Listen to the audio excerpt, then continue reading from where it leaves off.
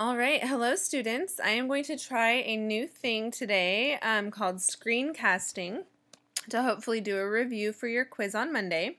We're going to go over position time graphs, velocity time graphs, and then calculating speed just really quickly, but you can watch the video as many times as you want. Just to review the things that are due on Monday, if you haven't turned them in, it's going to be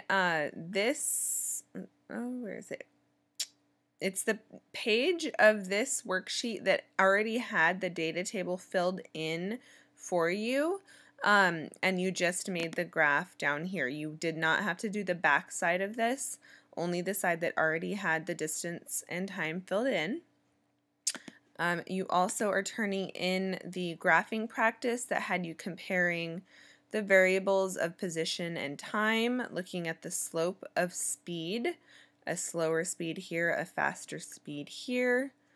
If you had concerns or questions about figuring some of these graphs out, those are things that you can email me about or send me a remind chat or ask on Monday. The last thing that is due is the sheet that had you converting the position time graphs into speed time graphs, including the story with the tortoise and the hare, and I don't have an electronic copy of that, but we got that on Wednesday, and you read the first half on that short period, and then we completed it on Thursday. Okay, so quick review of position time graphs. This one is using the word distance, even though we're really talking about position. And the first thing you should do when you get one of these graphs is always look at the y-axis. Are we looking at distance? Are we looking at speed? And you can always tell from the units, miles, meters, feet, all of those are units of distance, which would mean it is a position time graph. Anything that has multiple units, miles per hour, meters per second, centimeters per minute, more than one unit, that's going to mean that this is speed or velocity over here, and our graph is going to mean different things, okay? Time is always going to be on the bottom, just like a timeline. So here we are starting from position 0 at time 0, and we travel up this line at a diagonal line. This means a constant speed on a position time graph.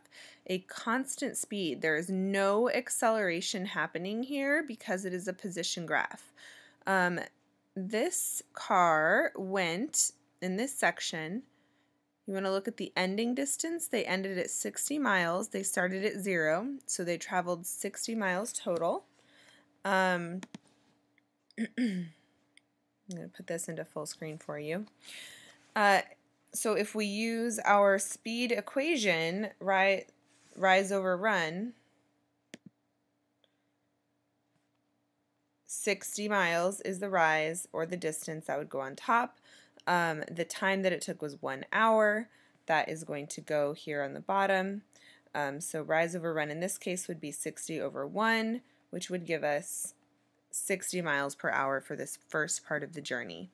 That means that if you're going 60 miles an hour for 1 hour, you're going to get to 60 miles, which is exactly what we see here. Okay, how do we know it's a constant speed? Well, if you look at half an hour, right, and you go over here, they're at exactly 30 miles. So halfway through their trip, they were exactly halfway there. That means that they're traveling at a constant speed this entire time. And this is away from position 0 because they are positive positions.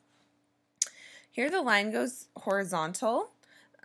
Somebody came up with a good way to remember that by thinking about the horizon. The horizon is horizontal. So this horizontal line here, the distance is 60 miles at 1 hour, and half an hour later it's in the same place. So distance has not changed. The car is stopped. All right, and then in the last segment, again, driving.